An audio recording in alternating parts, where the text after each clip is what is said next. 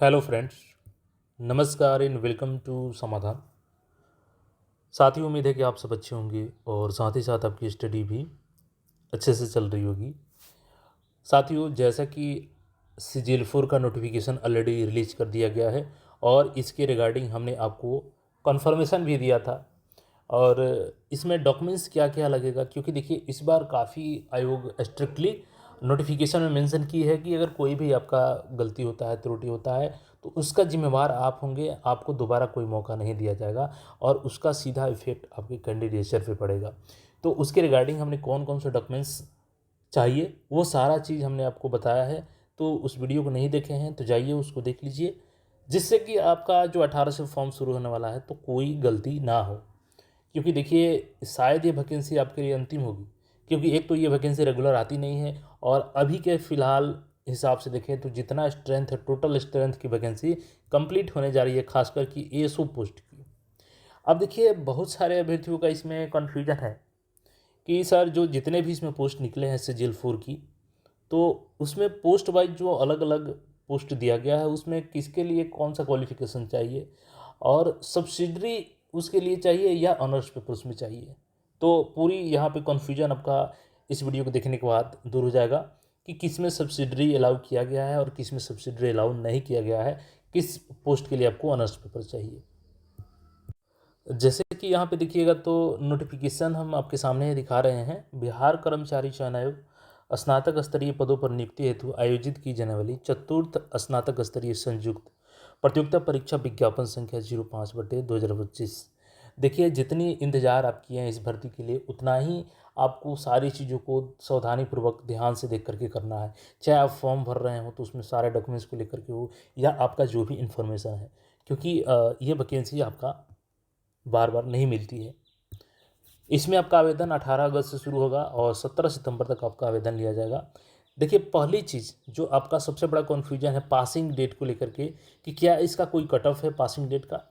तो देखिए इसमें आपका एज के लिए ज़रूर है कि मिनिमम एज आपका 01/08/2025 को मिनिमम आयु 21 वर्ष होनी चाहिए, और 01/08/2022 से मैक्सिमम एज आपका जनरल कैटेगरी का 37, जनरल फीमेल का 40, BC EBC मेल फीमेल का 40 और SC ST मेल फीमेल का 42 होने चाहिए। और इसको लेकर के हमने ऑलरेडी आपको बहुत पहले ही कंफर्म कर दिया था, जिसको कई लोग गुमराह कर रहे थे आपको कि 22 से काउंट नहीं होगा, लेकिन नोटिफिकेशन में आपने देखा। तो देखिए ये क्वालिफिकेशन को लेकर के बता दें तो क्वालिफिकेशन का कोई ऐसा बाउंडेशन नहीं है। क्वालिफिकेशन अगर आपका 17 तारीख तक लास्ट डेट है आवेदन का, तो इसके अंदर कभी भी आप पासिंग कर जाते हैं, हालांकि आपके पास मार्कशीट कम से कम होना चाहिए इसका, तो कभी भी इसमें पास करेंगे तो आप इसके लिए एलिजिबल हैं। यानी कि फॉर्म भरने के लास्ट डेट तक आपका क्वालिफिकेशन कंप्लीट हो जानी चाहिए। तो ये तो क्वालिफिकेशन को लेकर के हुई। अब देखिए किस पोस्ट के लिए कौन सा क्वालिफिकेशन चाहिए। तो जो सबसे बड़ा आपका पोस्ट है इसमें सहायक प्रशाखा पदाधिकारी, सभी का नेचर होता है, सभी का लक्ष्य होता है कि हम इस पद को प्राप्त करें। तो देखिए वेतन स्तर लेवल 7 का ये, इसमें आपका कोई स्पेशल क्वालिफिकेशन नहीं मांगा गया है। सिंपल आप किसी भी सब विषय से ग्रेजुएट हैं या बीटेक किए हैं, मतलब बैचलर डिग्री है आपके पास, तो आप इसके लिए एलिजिबल होंगे। और कोई इसके लिए तकनीकी योग्यता भी नहीं मांगी गई है। योजना सहायक ये भी अच्छा पद है, लेवल 7 का है, और इसमें भी किसी भी आप विषय से ग्रेजुएशन कंप्लीट किए हैं तो आप इस पोस्ट के लिए एलिजिबल हैं। अब यहाँ पे आता है कनीय सांख्यिकी सहायक का पोस्ट, जो कि स्टैटिस्टिकल डिपार्टमेंट का है और ये भी लेवल 7 का है। अब इसमें आपसे क्वालिफिकेशन स्पेशल मांगा गया है। इसमें क्या है, मान्यता प्राप्त विश्वविद्यालय से गणित अथवा अर्थशास्त्र अथवा वाणिज्य अथवा सांख्यिकी विषय से स्नातक की परीक्षा उत्तीर्ण होनी चाहिए। अब इसमें मैं आपको क्लियर कर दूं कि इसमें केवल आपका ऑनर्स पेपर होना चाहिए। अगर आपके पास सब्सिडरी है इसमें से कोई भी, तो आप एलिजिबल नहीं है। लेकिन आपका ऑनर्स पेपर या तो मैथमेटिक्स है या इकोनॉमिक्स है या कॉमर्स है या स्टैटिक्स है, तो आप इस पद के लिए एलिजिबल होंगे। अब इसी में देखिएगा तो दूसरा जो पोस्ट है ये है डाटा एंट्री ऑपरेटर का, ग्रेड C का, लेवल 6 का। तो इसमें आपसे क्वालिफिकेशन जो मांगी गई है कि किसी मान्यता प्राप्त विश्वविद्यालय से स्नातक के साथ किसी, ध्यान रखेंगे कि आपका स्नातक होना चाहिए और उसके साथ में आपका किसी भी संस्थान से या तो PGDCA किए हों या BCA किए हों या BSc IT किए हों या उसके इक्विवेलेंट कोई क्वालिफिकेशन हो, तो इसके लिए एलिजिबल हैं। और नोट पॉइंट भी यहाँ पे देख लीजिएगा कि वित्त विभाग के पत्रांक संख्या यहाँ पर दिया गया है कि आलोक में BTech computer science and engineering, ध्यान रखेंगे कि बीटेक में कौन वाले, तो कंप्यूटर साइंस एंड इंजीनियरिंग, और बीई में देखिएगा तो computer science and engineering, and BTech में देखिएगा तो इंफॉर्मेशन टेक्नोलॉजी की डिग्री वाले छात्र भी आवेदन कर सकते हैं। तो साफ यहाँ पे क्लियर मेंशन है कि बीटेक में कौन कौन सी डिग्री वाले कर सकते हैं। तो बीटेक में आपका कंप्यूटर साइंस एंड इंजीनियरिंग वाले और इंफॉर्मेशन टेक्नोलॉजी वाले, और साथ ही बीई अगर आप किए हैं तो बीई ऑफ में आपका कंप्यूटर साइंस एंड इंजीनियरिंग वाले एलिजिबल है इसके। और टेक्निकल डिग्री क्या है, तो किसी मान्यता प्राप्त विश्वविद्यालय से आपका स्नातक के साथ मान्यता प्राप्त संस्थान से PGDCA अथवा BCA BSc IT या समकक्ष होनी चाहिए। तो ये सारे जो भी डिग्री वाले हैं इस पोस्ट के लिए एलिजिबल हैं आप। और आगे हम लोग बढ़ते हैं तो इसमें है आपका अंकेक्षण। अंकेक्षण ये किसका है, तो निदेशालय वित्त विभाग का है। वेतन स्तर लेवल 5 का है ये पोस्ट।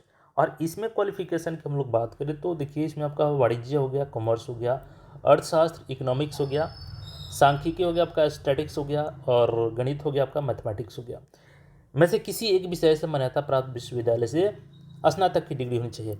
मीन्स आपका ऑनर्स पेपर है तो ऑलरेडी आप कन्फर्म है इसके लिए। और नोट में देखिएगा यहाँ पर पॉइंट क्या मेंशन किया गया है कि वित्त विभाग के पत्रांक संख्या 692 दिनांक 1/11/2023 के आलोक में इन विषयों को स्नातक में मुख्य विषय के रूप में होने की अनिवार्यता आवश्यक नहीं है। यानी कि एक बार फिर से यहाँ पे भी आपका सब्सिडरी वाले अलाउ कर दिए गए हैं। यानी कि आप कोई भी एक सब्जेक्ट पढ़े हैं ग्रेजुएशन में इसमें से, तो आप इस पोस्ट के लिए एलिजिबल होंगे। किसके लिए, तो अंकेक्षण के लिए लेवल 5 का है। तो यहाँ भी सब्सिडरी को अलाउ किया गया है, और यहाँ भी कोई भी सब्जेक्ट वाले हैं तो उसको अलाउ किया गया है। बस कनीय सांख्यिकी के लिए आपको यहाँ पे ऑनर्स पेपर होना चाहिए। चलिए एक और पोस्ट जो है इसमें देख लेते हैं हम लोग। तो ये है आपका अंकेक्षण सहयोग समितियाँ सहकारिता विभाग, तो कोऑपरेटिव डिपार्टमेंट का है ये, और ये लेवल 5 का है। इसमें क्वालिफिकेशन की हम लोग बात करें तो मान्यता प्राप्त विश्वविद्यालय से उत्तीर्ण स्नातक किसके साथ, तो गणित के साथ अथवा वाणिज्य के साथ।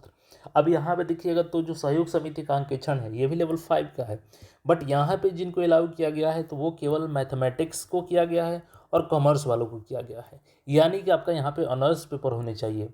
तो जो ऑनर्स पेपर वाला है हमने आपको बता दिया। सब्सिडरी किस में अलाउ किया गया है ये भी हमने बता दिया। और मुझे लगता है कि सारा क्वालिफिकेशन को लेकर के आपका कोई भी अब कन्फ्यूजन नहीं रहा होगा। यहाँ पे बाकी कैटेगरी वाइज यहाँ पे सीटें जो दी गई है ऑलरेडी हमने आपको अपडेट किया ही था। तो आप सब अच्छे से तैयारी करें। और क्वालिफिकेशन को लेकर के हमने बता ही दिया आपको कि लास्ट डेट जो है 17 सितंबर फॉर्म भरने का, उस दिन तक भी आपका रिजल्ट आ जाना चाहिए। उसके बीच में 1 अगस्त क्वालिफिकेशन को लेकर के कटअप नहीं है, वो केवल आपकी एज को लेकर के है। तो आई होप आपका कोई भी डाउट अभी नहीं बचा होगा। फिर भी कोई डाउट है तो आप कमेंट कीजिए, उसका सोल्यूशन आपको प्रोवाइड किया जाएगा। और बाकी अपडेट्स के लिए चैनल को सब्सक्राइब करके जुड़े रहें। मिलते हैं फिर नए अपडेट में। धन्यवाद।